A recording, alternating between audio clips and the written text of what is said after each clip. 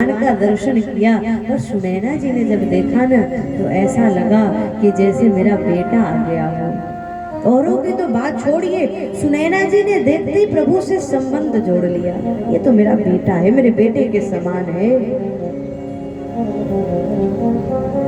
सबसे उच्च आसन पर जनक जी महाराज ने राम जी सहित लखनलाल जी विश्वामित्र जी को बिठाया। राजाओं ने जब देखा ना कलुषित विचार वाले राजा, वो तो जल भून के राख हो गए। यही सोच के अरे लगता है जैसे पूर्व निर्धारित है, बड़े वाले राजकुमार के साथ जनक जी अपनी बिटिया का विवाह करेंगे। देखो तो कितना सम्मान दे रहे हैं। सब मंचन ते मंच एक सुंदर विशद विशाल, मुनि समेत दो बंधु तहाँ बैठा रे महिपाल। सबसे उच्च सिंहासन पे सबसे अधिक सम्मान श्री राम जी को मिला। अब महाराज बंदी जन सोच रहे हैं प्रतिज्ञा की घोषणा कौन करे। काश ऐसा होता जनक जी महाराज अपनी बिटिया जानकी का विवाह राम जी के साथ कर देते तो कितना अच्छा रहता। पर जनक जी राजा हैं, उनसे कौन कहे कि आप अपनी प्रण तोड़ दीजिए, प्रण छोड़ दीजिए। इसलिए हमें तो अपना काम करना ही पड़ेगा। सो महाराज बंदी जन उठ करके अपने स्थान पर खड़े हुए। जनक जी ने आदेश दिया है, भैया मेरे प्रतिज्ञा की घोषणा करो। बंदी जन उठ करके खड़े हो गए और खड़े होकर जनक जी की प्रतिज्ञा की घोषणा करने लगे। रिपुभुज बल बिदु शिव धनु राहु, गरुड़ कठोर विदित सब काहू। रावण बाण महाबट भारे, दीघि सरासन गवई सिधारे। सोई पुरारी कोदंड कठोरा, राज समाज आज जही तोरा। त्रिभुवन जय समेत वै देही, बिनहि विचार बरिय हट देही। जितने राजा इस सभा में बैठे हुए सब कान खोल करके सुन ले। ये शिव धनुष जो है ना, बोले महाराज ये शिव धनुष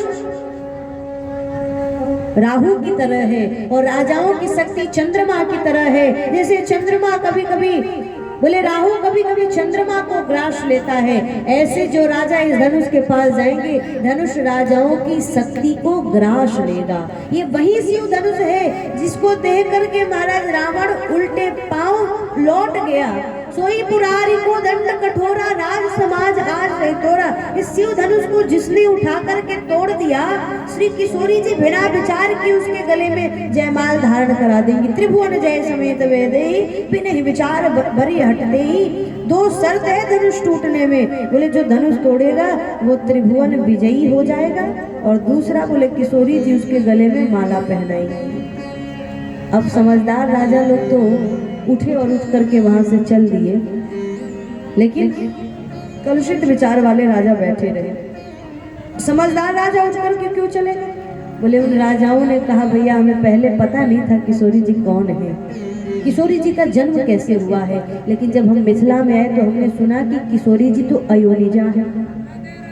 किशोरी जी की मैया सुनैना है ही नहीं, किशोरी जी अयोनिजा है, भूमि से उत्पन्न हुई है, मही से उत्पन्न हुई है। किशोरी जी मही की बेटी है और हम राजा बोले महीपति कहलाते हैं। तो किशोरी जी मही की बेटी और हम महीपति, तो बेटी और पिता में विवाह कैसे हो सकता है? किशोरी जी तो हमारी बिटिया हुई, इसलिए बोले राजा लोग चले गए।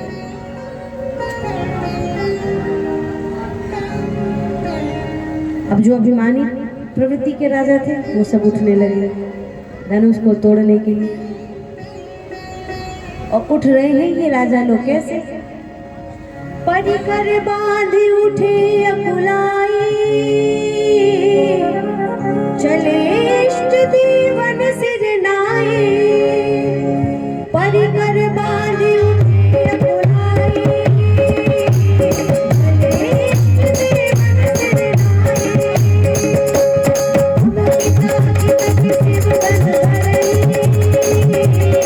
जाके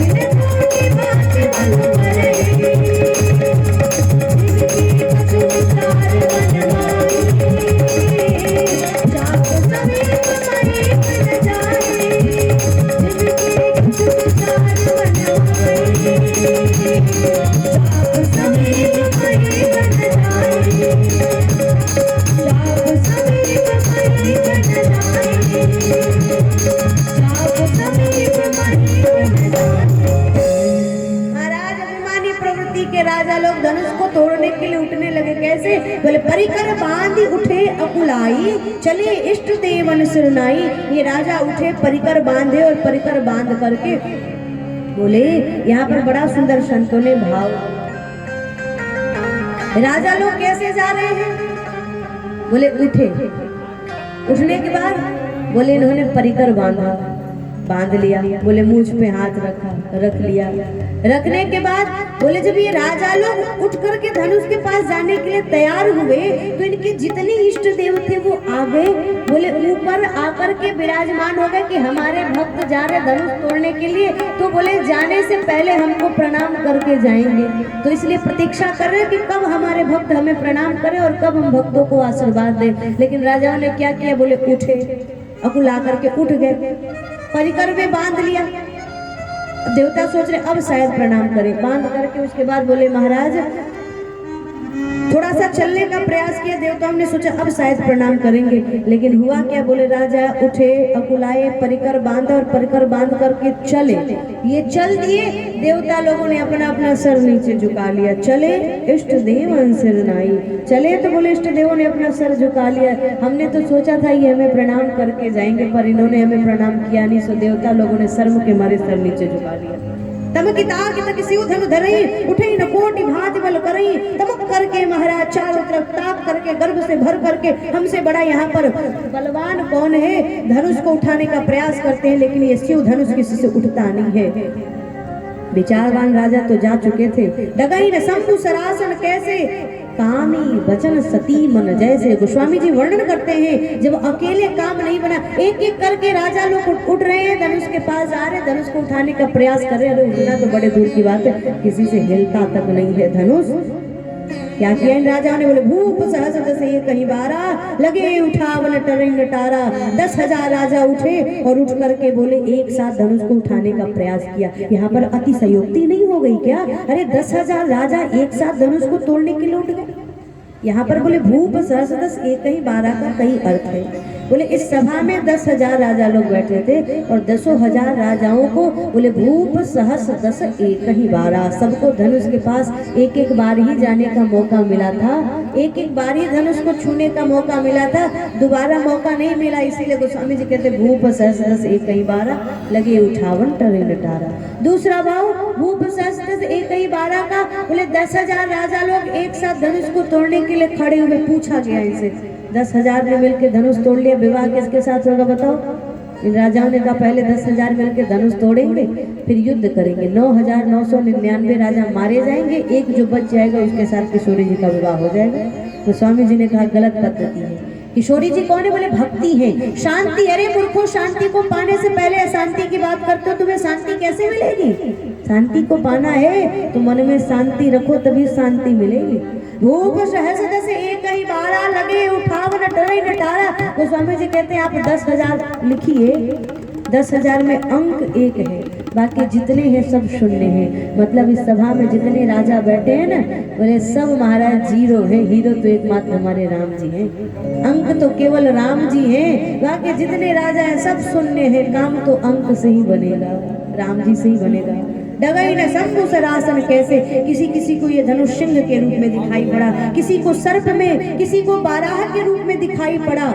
अब महाराज हर प्रकार से प्रयास करके राजा हार गए। जब 10,000 राजाओं को एक साथ श्री जनक जी महाराज ने देखा, उठ करके श्री जनक जी महाराज अपने स्थान पर खड़े हो गए। बहुत हो गया, बस करो, अब इस सभा में मेरी बेइज्जती हो रही है। इस सभा में मैं समझ गया कोई सूरवीर नहीं, कोई ऐसा क्षत्रिय नहीं है जो अकेले उठ करके धनुष को खंडन कर सके, धनुष को तोड़ सके। तदहुआस निज निज गृह जाऊं, लिखा नविद वैदेही विवाहूं। जितने राजा बैठे इस सभा में अपनी अपनी आशा को छोड़ करके चले जाएं, विधाता ने शायद वैदेही का विवाह लिखा ही नहीं। मुझे अगर पहले पता होता कि ये धरती वीरों से खाली हो चुकी है, ये धरती क्षत्रियों से खाली हो चुकी है, तो मैं ऐसा प्रण करता ही नहीं। क्या कोई ऐसा नहीं है जो मेरी प्रण को पूरा कर सके? ऐसा कह करके बोले श्री लखनलाल जी महाराज की ओर देखा जनक जी ने। बात किसी को नहीं लगी, लेकिन लखनलाल जी ने पकड़ लिया। न आओ देखा न ताओ देखा, श्री लखनलाल जी महाराज उठ करके खड़े हुए। खबरदार जनक जी, हिम्मत कैसे हो गई आप थी ऐसा कहने की। माँ के लखन कुटिल भई भौवे, रदपद फरकत नयन निशौवे। लखन लाल जी क्रोधित हुए, उठ करके खड़े हुए, नेत्रों में लालिमा छा गई, भौं में टेढ़ी हो गई, अधर फड़कने लगा इनका। बोले जनक जी आपकी हिम्मत कैसे हुई, आपने ऐसा कह कैसे दिया। रघुवंशी मह जह को होई, नहीं समाज अस कहीं न कोई। कहीं जनक जैसे अनुचित बानी, विद्यमान रघुकुल मनि जानी। अरे जनक विद्यमान रघुकुल मनि जानी, जनक जी मेरे राम जी के रहते हुए आपने ये कैसे कह दिया कि धरती वीरों से खाली है, मेरे राम जी को आपने नहीं देखा है। अरे प्रभु आप एक बार अनुमति दे दीजिए ना, ये धनुष कौन सी बड़ी बात है, मैं तो पृथ्वी को उठाऊं और उठा करके कच्चे घड़े के समान फोड़ डालूं, कमल लाल की तरह इस धनुष को तोड़ डालूं। अगर एक बार आपकी आज्ञा हो ना, पूरे ब्रह्मांड को मैं गेंद की तरह उछाल दूं प्रभु। इतना कह करके लखन लाल जी इतने क्रोधित हुए। राम जी ने कहा लखन शांत हो जाओ, शांत हो जाओ। नहीं प्रभु आज मैं शांत नहीं हो सकता। अरे जनक जी महाराज के लिए कम से कम थोड़ा सा तो तुम सब्र रखो, थोड़ा सा तो लिहाज करो। अरे जनक जी ज्ञानी है, भक्त है, वयोवृद्ध है, चक्र चूड़ामणि है, जानकी जी के पिता हैं, तो कम से कम ज्ञानी जनक, भक्त जनक, पिता जनक, महाराज जनक तो कह के संबोधित किया होता। ये कौन सी शैली है लखन बोलने की तुम्हारी, कही जनक जैसे अनुचित वाणी। राम जी ने, लखन लाल जी ने कहा भैया इस बार मैं नहीं छोड़ूंगा, ये जानकी जी के पिता है ना भैया, जहाँ आपके आन बान शान की बात आती है ना, मैं तो अपने बाप को नहीं छोड़ता, ये तो जानकी जी के बाप है। और सच में लखन लाल जी अपने पिताजी को मैं नहीं छोड़ते। राम जी कौन है, बोले राघवेंद्र सरकार है, रघुकुल के मणि, और लखन लाल जी है फणी। और जब जब राम रूपी मणि पर कोई आपत्ति आती है, लखन लाल रूपी फणी फन फुला के खड़े हो जाते। खबरदार मेरे राम के रहते कोई कुछ नहीं कह सकता, मेरे रहते कोई मेरे प्रभु को कुछ नहीं कह सकता। जनक जी को आज कड़वे शब्द का प्रयोग किया मैंने, ये कोई बड़ी बात नहीं। एक बार लखन लाल जी ने दशरथ जी के लिए भी किया था। बोले जब राम जी बन चले गए, किशोरी जी लखन लाल जी, सुमंत्र जी को राम जी ने लौटाया तमसा नदी के तट से, अपना संदेश सुना दिया। किशोरी जी ने जो कहा वो भी कह दिया। लखन लाल जी ने वहाँ कुछ कड़वे शब्द का प्रयोग कर दिया था। हाथ जोड़ा राम जी ने, तात आप जब अयोध्या जाना, पिताजी समाचार पूछे ना तो उनसे लखन लाल का शब्द मत कहना, पिताजी को बहुत कष्ट होगा। सुमंत्र जी अवध में लौटकर आए। दशरथ जी ने पूछा क्या आप मेरे राम को नहीं लौटा सके? क्षमा करें महाराज, उन्होंने मुझे ही नीति और धर्म का उपदेश देकर के विदा कर दिया, मैं तो उन्हें लौटा नहीं पाया। तो कोई संदेश भेजा होगा मेरे लिए? बता दिया। किशोरी जी ने जो कहा था वो भी बता दिया। लखनलाल ने क्या कहा है? क्षमा करिए महाराज, मैं नहीं बता सकता। बताओ तो क्या कहा है लखनलाल ने? उसने भी कुछ संदेश दिया होगा, नहीं बता सकता। क्यों नहीं बता सकते? बाध्य किया दशरथ जी ने। तब लखनलाल जी ने कहा, श्री सुमंत्र जी ने कहा, महाराज राम जी ने मुझे शपथ दिया है कि जो लखन ने कहा है वो तात पिता से जाकर के मत कहना। तो आप राम से इतना प्रेम करते हैं कि वचन तोड़ नहीं पाए। किशोरी कैकेयी जी को दिया हुआ वचन तोड़ नहीं पाए, राम जी को बन जाना पड़ा। तो मैं भी तो इतना प्रेम करता हूँ ना कि उनके दिए हुए वचन को तोड़ नहीं सकता, बता नहीं सकता कि लखन ने क्या कहा है। दशरथ जी समझ गए कि जरूर लखन ने मेरे लिए कुछ कड़वे शब्द का प्रयोग किया होगा, तभी मेरे राम ने मना किया है शपथ दे करके। दशरथ जी को कष्ट नहीं हुआ। दशरथ जी का सीना महाराज गर्व से चौड़ा हो गया। दशरथ जी महाराज खुश हो गए। सुमंत्र, आज मैं जाते जाते निश्चिंत हो गया। मुझे बड़ी चिंता थी कि मेरा राम वन में अकेला है, लेकिन आज मैं निश्चिंत हो गया। मेरा राम अकेला नहीं है, लखन उसके साथ है, और जब तक मेरा लखन मेरे राम के साथ रहेगा, कोई मेरे राम का बाल बांका नहीं कर सकता है।